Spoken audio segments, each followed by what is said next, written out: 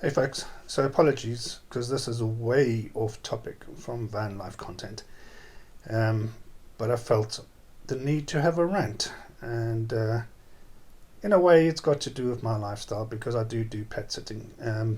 So in this video I'm going to talk about the importance of doing your due diligence when it comes to finding a pet sitter or a home boarder or kennels. So let's get stuck in. Hey guys, thank you for watching this video. If you're new here, I'm Elton, a 50-something year old undertaking a long-term photography project in my 1996 Heimer. So you can expect to see travel photography and video from historical sites that I visit, landscape and nature photography, wildlife and animal photography from around my travels, and also video tutorials, camera gear reviews, and hints and tips of van life and long-term travel. So please do join me and hit that subscribe button. Hi guys, so one of the things that's really been annoying me is the constant posts I see on Facebook in pet sitting groups that are people having issues with pet sitters. So it's pet owners having problems with pet sitters or indeed home boarders. But when you dive under the surface, these people just simply aren't doing any due diligence, and they are taking some serious risks with their home and their pets. So in the UK, if you're a home boarder, you have to be registered with your local council, who come and do an inspection of your home, tell you how many animals you can keep at any one time, and that's generally based on the size of the house, number of rooms, your garden, etc., and also how many pets you have yourself. Now, there will be people who argue that, strictly speaking, and it's completely true, you don't have to register or with your council if you earn less than £1,000 a year.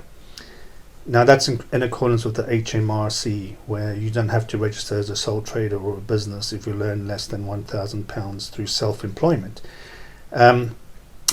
However, that's any self-employment. It's not just pet sitting or home boarding. If you do dog walking, that's included. If you create things and sell them, that's included in that £1,000 allowance. So and if you assume that someone charges, let's say, £20 a day for a dog in a home boarding situation, and they have 2 dogs a day at £40, that's 25 days they will have reached that threshold. So yes, there might be people who only do home boarding, a few weekends a year, which is fine. The problem arises that to be insured, the insurer will ask you for your license. So if you're honest with your insurer as a home boarder, it's not very likely that you're going to get insured as a home boarder if you're not registered and therefore licensed.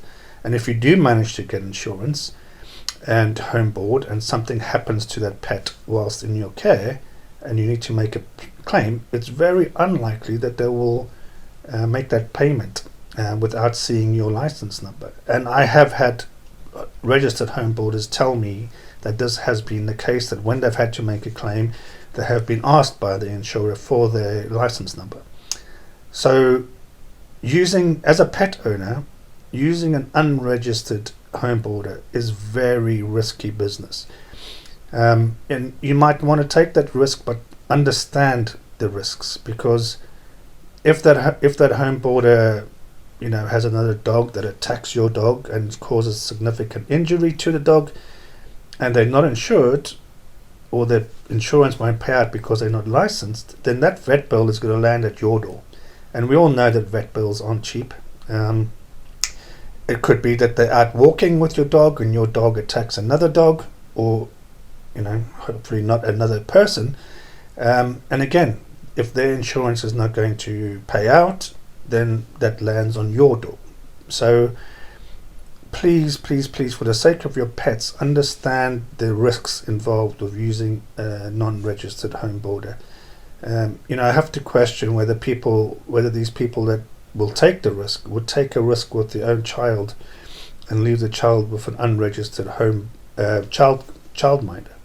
I certainly wouldn't, and similarly, I wouldn't put my dog into a home boarding situation where that person isn't registered. Again, I've seen posts on Facebook of home boarding situations where there are 10 dogs in a house, and you can see just from the pictures that there's no way that a council would have said that they could have 10 dogs in at a time. So you simply don't know the circumstances, the environment you're putting your animal into if you're going to use an unregistered home boarder. So please, guys, if you're a pet owner, take some responsibility for your pet, and on their behalf do some due diligence. Make sure you are using registered home boarders. And the easiest way to find the registered home boarders in your area in the UK is to go to your local council website. On that council website, there should be a list of all the registered home boarders in their catchment area. If it isn't on the site, they will provide instructions on how to get it. So you can, typically it's either emailing a particular email address or phoning a particular phone number, and they will send you the list. So that's the first stop. Also, in the group I've started on Facebook, which I'll link to below, we do checks on our members, and we do insist that if someone's a home boarder, that they provide their license number so that we can check that they are indeed registered and that their registration is still active. Because one of the other things that have been reported is people getting copies of other people's license, and then if you do your due diligence, you'll notice that actually the address on the license doesn't match the address you actually been asked to drop your pet off at. And they will often use excuses like, oh, I've just recently moved, etc., etc. That license is not valid, people. If the address doesn't match, if the address on the license doesn't match the address you're dropping them off to, that's not a valid license. So be aware about these things. It's very easy to find someone's license online and use that as your own. So make sure the address matches. And then as far as pet sitting goes, again, just recently, today actually, and which is why I'm posting this video, is that someone came into one of the chat groups who used the free pet sitter, and she stated how this pet sitter had basically ransacked her home. Mess everywhere, empty alcohol bottles everywhere, an empty plate and cutlery in the fridge, a burnt what looks like a TV dinner put into the cupboards, and just a complete mess. Apparently somehow burnt her keys, her car keys, or in her words, exploded her keys. And anyway, so me being me, I asked a few questions. I asked did this chap have a reviews, some way that she could actually see these reviews and leave reviews, and the answer to that was no. I then asked if he was insured, and again the answer was no. So it does beg a belief that people would let someone come into their home, which is typically the most valuable asset you have and the most expensive, and care for their pets, who I would hope they care for and love their pets, without insurance and without any reviews whatsoever. How is that possible, that in this day and age people would allow someone they can't verify, someone who isn't insured, into their home? It just beggars belief for me. I just can't get my head around that. So if you are a pet owner looking for a pet sitter, there are a few things you really need to do. So one, have they got a public presence, somewhere that you can view reviews and leave reviews? Because what happens if something goes wrong? You have no recourse to let other people know.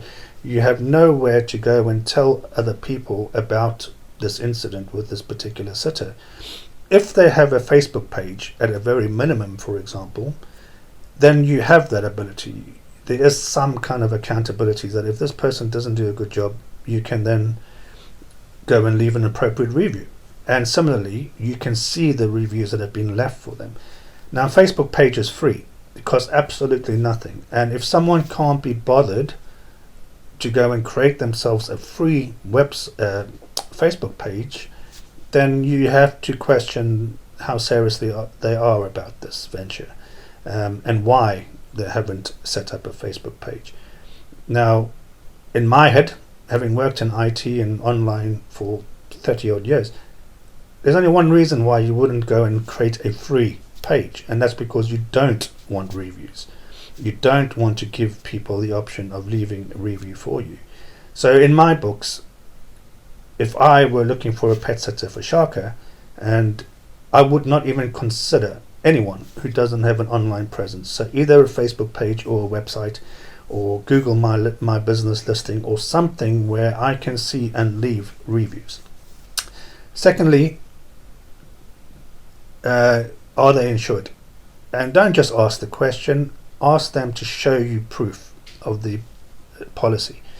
They could take a photo of it and show it to you. I wouldn't necessarily suggest asking them for a copy of it that you can keep, because really that's not really for you to ask. But at the very least, make sure that they show it to you when they arrive at your property, or ideally before that. So don't just ask the question, ask them for the evidence. And again, make sure that address and the name on that insurance policy matches the name and the address that they've given you for themselves. In addition, ask for recommendations. So not just reviews that people have written, but people you can actually call up and speak to. And these people shouldn't be friends and family. They should be clients who have left a review, ideally have left a review that you can then go and verify. So I'm pretty confident that several of the people I've done pet sits for will be happy to take a call from a potential client, and tell them of the experience with me. I have no qualms in that. I have no problems with people, doing their due diligence. And as this video is evident, I want people to do, because for me, the priority is the animal, and people that use unregistered home boarders or uninsured pet sitters, in my opinion, aren't being responsible pet owners. These people can cause damage to your home, to your pets, and what recourse do you have? Sure, you could try and sue them, but the chances are if they're doing pet sitting, they're not going to have a lot of money in the bank, people. So what are you going to sue them for? Please, for the sake of your pets who don't have a voice of their own, just do your due diligence. Make sure that these people that you're engaging with are legit, and make sure they're insured, because, as I say, if they're not insured, that bill is going to land up on your door. And also be mindful that sitters typically would have third-party liability insurance. So that means that if they break something in your house, the insurance will pay for it. If an accident happens to the dog, or it's lost while in their care, or indeed attacks another animal or another person, then their third-party liability will pay out. However, what it doesn't cover is personal injury, and that's where your insurance needs to be checked, and make sure that you, as a homeowner or pet owner, are insured for the sitter. Because if they in your home, for example, and there's a trip hazard and they fall over and cut their head on the wall or fall down the stairs, their third-party liability insurance isn't going to pay out for that claim. That's your claim. That they will be claiming against your insurance. So make sure that you are covered for third-party people in your home, because otherwise you could be in for a rude surprise down the road. I think that's my rant. I feel calmer now. I apologize again for putting this on a van life channel that's supposed to have van life and photography content, but as I say, because pet sitting is something I'm now doing, I do feel like this is relevant, and I don't want to go and start up a whole new channel just to have a rant about people not doing their due diligence when it comes to pet caregivers. So yes, there you have it. I've linked to a blog down below in the description, also to a blog I wrote about the importance of using registered pet home boarders. And yeah, if you want to come and join us in the group where we do perform a bit of checks on our members, the link again is in the description below.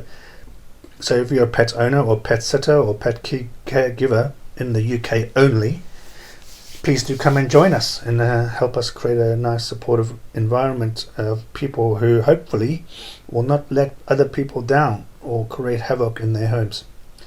Alright folks, well until next time, as always, keep safe, be kind and be happy. Cheers.